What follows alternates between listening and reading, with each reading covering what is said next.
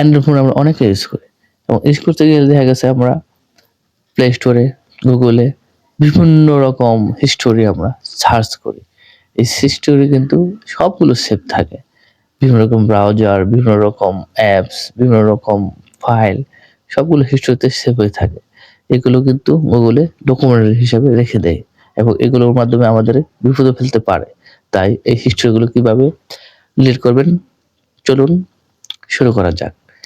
একটা স্টেপের মাধ্যমে আপনারা সবগুলো ডিলিট করতে পারবেন।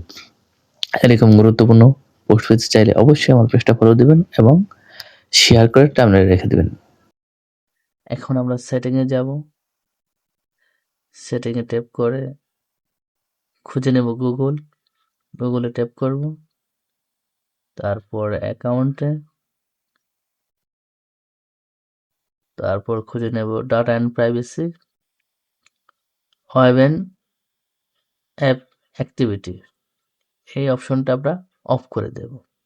টার্ন অফে যাব, ট্যাপ করব টার্ন অফ, তারপর গট ইট, তারপর ডিলিট অ্যাক্টিভিটি, তারপর নেক্সট,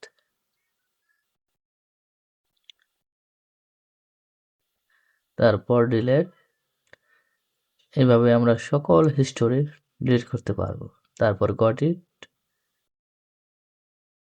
এভাবে সকল হিস্টোরি এক নিমিষে ডিলিট হয়ে যাবে।